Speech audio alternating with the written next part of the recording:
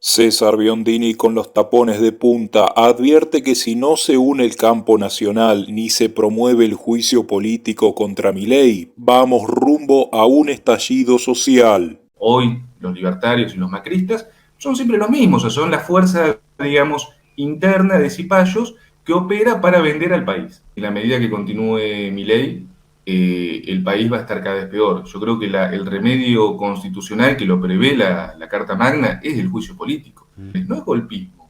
Todo lo que ha hecho Milei en estos 8 meses son enormes causales de juicio político. Vamos a tener un estallido social. Entonces, lo que estamos tratando es de prevenir el estallido social. Milei es una figura que claramente no está en sus cabales. Yo sostengo que no pasa una prueba psiquiátrica. En todo este último periodo ha sido fuerte la discusión, aunque no orgánica, pero ha sido fuerte la discusión de lo que podríamos llamar los sectores nacionalistas con los sectores progresistas, ¿no? Sí. Todos bajo el amparo de una definición nacional popular, unos lo entienden de un modo, otros lo entienden de otro. ¿Cuál es tu postura sobre este debate? Que involucra tema de derechos humanos, involucra una serie de cuestiones que para muchos sectores internos del movimiento son trascendentes. No, coincido. Me parece que creo que ha habido una extremización de los dos espacios, te soy sincero. Ajá. Me parece que eso es una Qué cuestión que hay que interesante definir. definición. Sí, me parece que los dos espacios en su momento se extremizaron. Creo que Milei ha sido una cachetada necesaria al campo nacional, que también nos ha puesto en una situación de decir, bueno, a ver, estuvimos quizás discutiendo cuestiones que la verdad, que hoy por hoy parece que estamos discutiendo cuestiones de Suiza, porque hoy por hoy estamos peleando por defenderla a la Argentina o la existencia de la Argentina. Hoy por hoy, Gabriel, considero que estamos en una etapa de una lucha en común frente a lo que yo considero que es un gran rival, un gran adversario, que es este régimen libertario, que básicamente viene por todos. O sea, ellos no están preguntando ustedes de una vertiente o de otra. Ellos Claro. vienen por todos nosotros. Entonces, digamos, por mandato de lo que yo denomino la anglósfera. Entonces, en ese sentido, creo que esas discusiones, reitero, hay discusiones que no son discusiones, digo, insisto, no se discuten los valores de la patria, no se discuten los derechos humanos, eso no hay discusión. Pero en los otros temas que uno puede tener una posición u otra, hoy por hoy están en segundo plano frente a lo que estamos enfrentando. ¿Qué caracterización haces del mitrismo y del liberalismo real, más allá de quién se denomine tal o cual, en la República Argentina, César?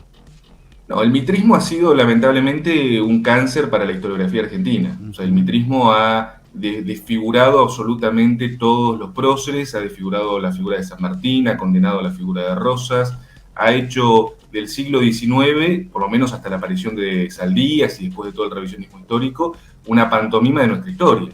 Ha inventado héroes que no lo eran y ha convertido en villanos a aquellos que realmente eran héroes. Con respecto al liberalismo, el liberalismo siempre ha sido la pata, la quinta columna de la anglósfera en la Argentina. Desde la época, digamos, después de la Revolución de Mayo, ellos siempre operaron, ya sean los directoriales, los unitarios o los uniformes o los disfraces que hayan utilizado, hoy los libertarios y los macristas, son siempre los mismos, o sea, son la fuerza, digamos, interna de cipayos que opera para vender al país. Yo lo caracterizo así, digamos. Es un poco crudo porque alguna gente me dice, pero yo soy liberal, pero no soy cipayo. Bueno, pero si sos liberal, estás un poco equivocado, digamos. Revisar tus libros, porque la verdad que no. El liberalismo y la concepción de la nación son bastante distintos. Hace poco dijiste, no se puede seguir esperando porque van a dejar el país destruido. Entraste en polémica con aquellos que dicen, no, mirá, acá hay una institucionalidad, tiene que durar 4 años, no hay nada que hacer. ¿Cuál es tu visión sobre la continuidad del gobierno de Milei? ¿Cuál es tu mirada sobre lo que habría que hacer en estas circunstancias que estamos padeciendo con respecto a estas autoridades que están al frente del Estado, destruyéndolo? Mirá, yo considero, Gabriel, que en la medida que continúe Milei, el país va a estar cada vez peor. Yo creo que el remedio constitucional que lo prevé la Carta Magna es el juicio político. Yo entiendo que haya diputados y haya senadores que dicen, no, bueno, todavía no están los votos. Bueno, pero están las causales. O sea, hay que exponer las causales y hay que llevarlas al Congreso y hay que plantearlo en el recinto, abiertamente. Digo, en el 2022 o 2022, Milei no tuvo ningún empacho en pedir un juicio político contra Alberto Fernández. Entonces yo digo, ¿Qué es esta cuestión de las buenas formas de que el tipo está destruyendo al país? Pero no, tengamos cuidado a ver si alguien nos critica por redes sociales. No es golpismo. Todo lo que ha hecho Milei en estos 8 meses son enormes causales de juicio político. Entonces, yo simplemente sostengo que en la medida que se lo deje trabajar a campo traviesa, que incluso se le han dado las facultades extraordinarias que se le han delegado, que ya son inconstitucionales de por sí, más todo lo que estamos sufriendo, vamos a tener un estallido social. Entonces lo que estamos tratando es de prevenir el estallido social. Milei es una figura que claramente no está en sus cabales. Yo sostengo que no pasa una prueba psiquiátrica, pero aparte, más allá de la prueba psiquiátrica y que no está en sus cabales, que eso sería un problema casi personal, el problema es que está entregando al país y lo está loteando y está haciendo ingresar a las tropas extranjeras, está entregando el control de la ciberdefensa, de los ríos interiores, de la parte marítima, de la parte aérea, está transando con Estados Unidos, con Inglaterra, nos está metiendo en la guerra de Ucrania. Es decir, acá vamos a tener una gran crisis y yo después no quiero que vengan esos mismos diputados y senadores a decir, bueno, no pudimos hacer nada. Pudieron hacer algo, para eso se les dio una banca. César Biondini, ¿qué rol le asignarías a las Fuerzas Armadas en la República Argentina? ¿Cuál sería el lugar que te imaginás que deben llevar adelante más allá de la letra constitucional? No, yo creo que el rol que tienen que tener las Fuerzas Armadas es el rol que siempre se imaginó para ellas, que lo imaginó San Martín, que es la defensa de la patria de amenazas externas. Es, digamos, el rol para el cual han sido formados. El otro día, justamente, por eso me preocupó mucho, en la cena de camaradería de las Fuerzas Armadas, cuando Milei empezó a hablar de que había cambiado el paradigma, entonces que ahora ya no teníamos hipótesis de conflictos externas, sino que en realidad las Fuerzas Armadas, como estamos pasando, no sé, una especie de luna de miel con la OTAN, tenemos que soportar que las Fuerzas Armadas sean una especie de guardia nacional tipo Puerto Rico y que empiecen a hacer controles policiales. Eso es ridículo, no es la función de las Fuerzas Armadas y también es peligroso porque está dejando el control de las fronteras y de nuestra protección exterior en manos de Estados Unidos. Yo creo que las Fuerzas Armadas han sido creadas para defender al país de amenazas externas y esa es su función. Son una columna vertebral, yo las reivindico en esa función, pero también hay que entender que otra función no le corresponde. ¿Qué pasó aquí, César? ¿Cómo puede ser? Nos hemos preguntado varias veces con tantos amigos, compañeros, que un pueblo históricamente nacional, con una bandera que siempre ha respaldado determinados valores que están relacionados con la nación, con la industria, con la justicia social, haya sufragado por un presidente de esta naturaleza, por un movimiento liberal radicalizado como el que lleva adelante. ¿Qué nos ha pasado como argentinos en tu balance? Creo que hay una cuestión que los liberales han llevado muy bien adelante, que ellos lo denominaron la batalla cultural. Quizás hubo una generación que se descuidó, una generación que se terminó educando por redes sociales, que terminó siendo bombardeada por mensajes mentirosos, también hay que decirlo, con una prensa muy cómplice, que terminó dibujando un Milei que lo crearon como un personaje divertido. También una generación quizás un poco más grande que no supo tener, no aprendió del pasado, o sea, porque yo era adolescente, pero yo viví el menemismo, me acuerdo perfectamente lo que era el menemismo, y me acuerdo que no era nada de lo que los chicos dicen que era. Mi madre era docente, era profesora de colegio secundario, y me acuerdo que cobraba 240 pesos, y durante todos los 90 cobró 240 pesos. Sí. Los jubilados estaban knockout.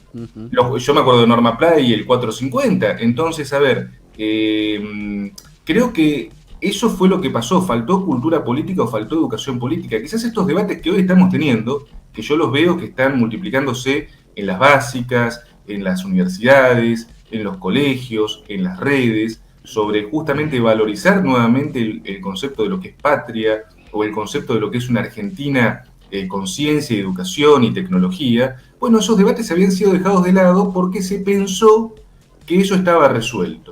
Y hoy por hoy creo que ha vuelto esa educación política que se perdió. ¿Cuál es tu mirada geopolítica?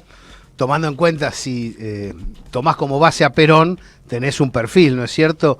Sí. ¿Qué pensás de los BRICS? ¿Qué pensás de las naciones multipolares y del proceso que se está dando en contraste con las potencias occidentales.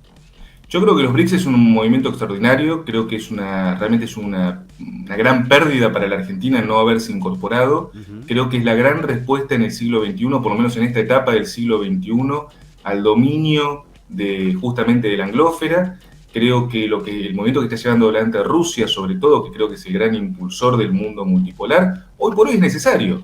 Es decir, y la Argentina tiene necesariamente que adherir a eso porque nosotros históricamente estuvimos enfrentados a los intereses de Estados Unidos y de Inglaterra. Es decir, por un lado Estados Unidos ha sido el gran rival geopolítico en el continente de Estados Unidos. O sea, siempre Estados Unidos pretendió rebajar a la Argentina. Evidentemente Inglaterra es un enemigo declarado, está usurpando parte de nuestro territorio. Lo que plantea Rusia, que también, insisto, que lo acompañan dos naciones muy disímiles entre sí, pero que son naciones que son emergentes, han sufrido el colonialismo, como China y como India, integran ese BRICS junto con Brasil, que es un aliado natural, no es un adversario de la Argentina. Nosotros hemos peleado a expensas de los imperios que nos afectaban a unos u otros. Yo creo que el mundo multipolar es la única respuesta que puede haber frente a este globalismo anglófilo, anglosajón, que también incluye cuestiones que, yo escuchaba hace un ratito muy interesante el reportaje sobre quién mató a Rucci, y tenemos que hablar también no solamente de la parte anglosajona, sino también del sionismo, de cómo eso influye, en la libertad y en la independencia de las naciones. Está claro, vamos allí entonces. ¿Cuál es tu mirada sobre lo que está sucediendo hoy en Gaza? Es un genocidio, es un apartheid, no lo digo yo, lo dice la Corte Internacional Penal, es una cuestión terrible. A ver, acá muchas veces Israel ha querido disfrazar sus cuestiones diciendo no, se critica a Israel y hay una cuestión antisemita. Hay muchísimos judíos que no comparten en absoluto las políticas de Israel. Realmente me parece que cargarle a la colectividad judía los crímenes de Israel es un crimen en sí mismo. Me parece que es una cobardía. Aparte, lo que sucede en Palestina es un genocidio, es un apartheid, y lamentablemente lo estamos viendo, disculpame la definición quizás un poco, quizás que no suene tan bien, pero es una definición, lo estamos viendo en 4K, o sea, lo estamos viendo en directo, lo vemos todos los días por Twitter, lo vemos por YouTube, transmiten por Instagram un genocidio y todavía hay gente que dice, no sé si está pasando eso o no es tan grave, y es terrible. Entonces, la verdad que, sinceramente, si uno lo podía decir, hace 60, 70 años, no sé, lo que pasaba en Sudáfrica, no existía internet, pero lo estamos viendo en vivo y todavía hay gente que defiende y dice, no, pero eso no está tan mal. 40.000 palestinos han sido asesinados desde octubre hasta ahora. Es terrible. Sí. Y Argentina encima ubicada, podríamos así decir, en la franja radicalizada del sionismo, ¿no? Para peor con esa alianza y para peor, es más, afectando nuestra propia posición con respecto a la causa Malvinas, ¿no? Porque defender el genocidio en Palestina también es atacar a la causa de Malvinas. ¿Qué no dijiste y querés decir, César? ¿Qué te quedó en el tintero? Decía, quería que me pregunte esto y no me preguntó, decilo libremente. No, decir esto, que me parece que es fantástico el hecho de poder, estos diálogos, te agradezco mucho, y me parece que justamente hay que entender que para enfrentar a este gran peligro para el país, para la patria, que es Milei, que son los libertarios, justamente el campo nacional tiene que dejar de lado algunos matices y tenemos que unirnos en la defensa de nuestra bandera. Así que yo creo que ese es el mensaje, que creo que es lo que hubiera querido, si hoy estuviera Perón, nos llamaría también a unirnos bajo la azul y blanca y empezar a pelear juntos. Atención, compañero, despierta, que es la hora de otro renacer. Nuestra patria nos llama a la lucha, nuestro líder nos llama a vencer.